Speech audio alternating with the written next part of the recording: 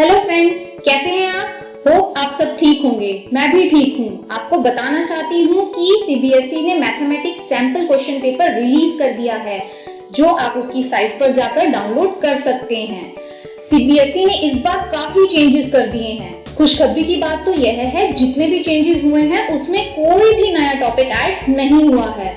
तो सबसे पहले हम बात करेंगे सिलेबस की कि किस किस चैप्टर में कौन कौन से टॉपिक डिलीट हो गए हैं। तो पहला चैप्टर की हम बात करें तो उसका नाम है रियल नंबर। रियल नंबर्स में यूक्लिड डिवीजन लेमा को डिलीट कर दिया गया है, जो एक स्टेटमेंट है जिसके आधार पर दूसरी स्टेटमेंट को प्रूव किया जाता है।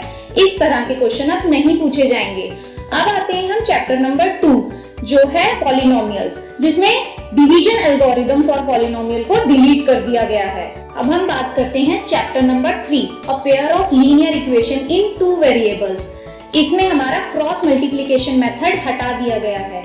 दोस्तों, हमें यहाँ याद रखना है कि हमें x एंड y की वैल्यू तो निकालनी है, लेकिन सिर्फ सब्स्टिट्यूशन मेथड और एलिमिनेशन मेथड को लेकर। चैप्टर नंबर 4 पर आते हैं जो है क्वाड्रेटिक इक्वेशन, जिसमें कि सिचुएशनल बेस्ड क्वेश्चन हटा दिए गए हैं।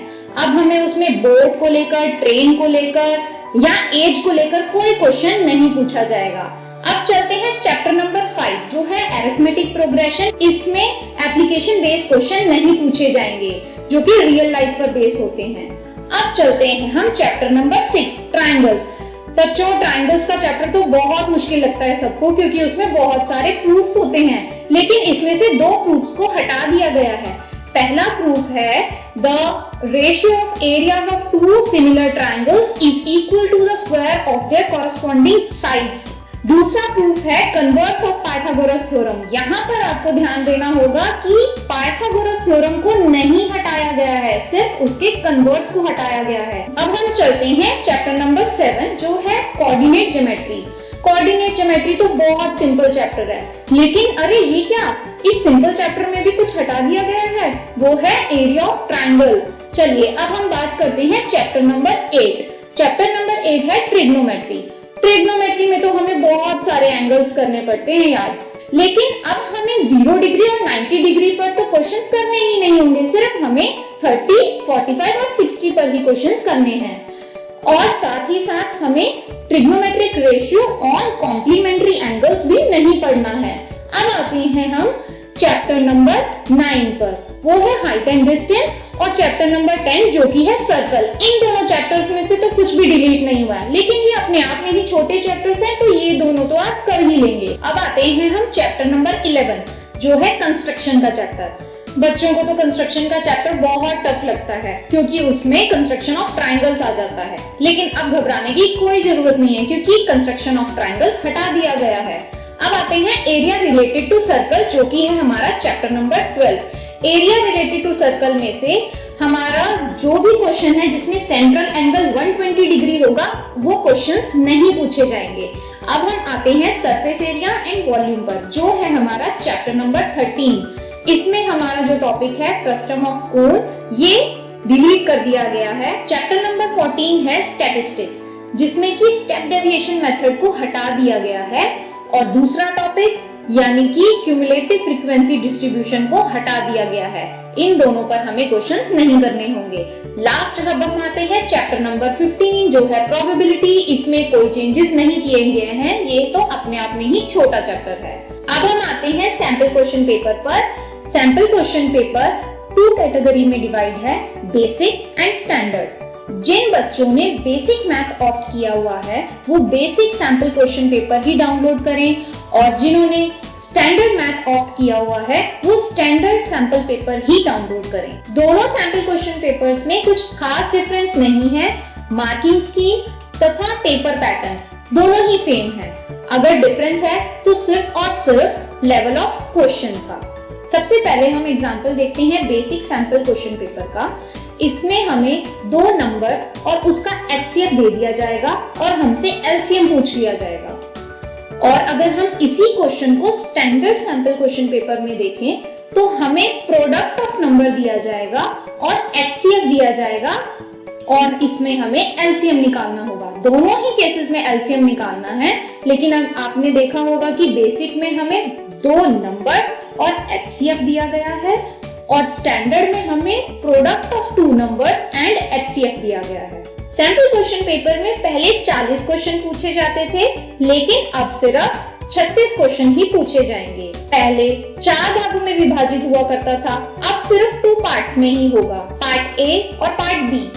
पार्ट ए जो होगा वो 32 मार्क्स का होगा और जो पार्ट बी होगा वो 48 मार्क्स का होगा। पार्ट ए में 2 सेक्शन होंगे, सेक्शन 1 एंड सेक्शन 2। सेक्शन 1 में 16 क्वेश्चंस दिए जाएंगे, जिसमें 5 क्वेश्चंस में इंटरनल चॉइसेस दी जाएगी। ये 16 क्वेश्चंस 1 मार्कर होंगे, तो टोटल सेक्शन 1 16 मार्क्स का हो गया। हम आते हैं पार्ट ए के सेक्शन 2 पर। इस सेक्शन 2 में 4 क्वेश्चंस दिए जाएंगे। ये चारों क्वेश्चन केस स्टडी पर आधारित होंगे। इसमें 5 MCQs दिए जाएंगे, 5 में से हमें 4 MCQs के आंसर करने होंगे। तो आइए क्वेश्चन नंबर 17 पर हम देखते हैं कि इसमें एक सन रूम दिया हुआ है जिसकी वॉल्स स्क्वायर शेप की हैं और इसमें ग्लासेस ट्रेपीजियम शेप के लगे हुए हैं और इसकी जो रूफ है वो हाफ ऑक्टागोनल शेप की है। उसी के साथ ही जो उसका फिगर दिया हुआ है उसमें कोऑर्डिनेट दर्शाए गए हैं और उसमें नेमिंग भी की गई है। अब जब हम पहला क्वेश्चन देखते हैं तो उसमें कोऑर्डिनेट दिए गए हैं और हमें मिड पॉइंट निकालना है। तो अगर हमें कोऑर्डिनेट दिए गए हैं, मिड पॉइंट निकालना है, तो हम डायरेक्ट वो निकाल सकते हैं, इसमें हमें शेप की जरूरत नहीं है। इसी तरह से अगर हम उसका दूसरा, तीसरा, चौथा और 5वां पार्ट देखते हैं तो उसमें भी हमें शेप्स की जरूरत नहीं है। इन शॉर्ट हम ये देखते हैं कि हमें केस स्टडी बेस्ड क्वेश्चन से घबराना नहीं है, हम उस डिस्क्रिप्शन को स्किप करके सीधा क्वेश्चन पर आ सकते हैं। इसी तरह से हमारे बाकी सारे क्वेश्चंस भी होंगे। तो ये टोटल हमारा पार्ट ए जो हो गया वो 32 मार्क्स का हो गया। अब हम आते हैं पार्ट बी पर। पार्ट बी में 3 सेक्शंस होंगे, सेक्शन 3, 4 एंड 5। सेक्शन 3 में 6 क्वेश्चंस होंगे 2 मार्क्स के, जिसमें 2 क्वेश्चंस में इंटरनल चॉइस होगी। अब हम आते हैं सेक्शन 4 पर। सेक्शन 4 में 7 क्वेश्चंस होंगे जो कि 3 मार्क्स के होंगे और उसमें भी 2 क्वेश्चंस में हमें इंटरनल चॉइस मिलेगी। सेक्शन 5 में हमें 3 क्वेश्चंस दिए जाएंगे जिसमें हमें 1 क्वेश्चन में इंटरनल चॉइस होगी। ये 3 क्वेश्चन 5-5 नंबर के होंगे। दोस्तों पहले 5 नंबर का क्वेश्चन नहीं पूछा जाता था, अगर आपको याद हो तो पहले 6 क्वेश्चन पूछे जाते थे, वो भी 4-4 नंबर के। अब सिर्फ 3 ही क्वेश्चन पूछे जाएंगे जो 5-5 नंबर के होंगे। फ्रेंड्स ये था हमारा क्वेश्चन पेपर का पैटर्न। आपको सारे चेंजेस अच्छे से समझ में आ चुके होंगे और अब आप उसी के हिसाब से ही तैयारी करेंगे। लेकिन दोस्तों एक बात जरूर ध्यान रखना, जहां पर भी इंटरनल चॉइस दी गई है वहां पर आप उसी क्वेश्चन को सिलेक्ट करें जहां पर कम समय लगे। इस तरह आप अपना कीमती समय बचा सकते हैं। Wish you all the best for your exam. Best of luck.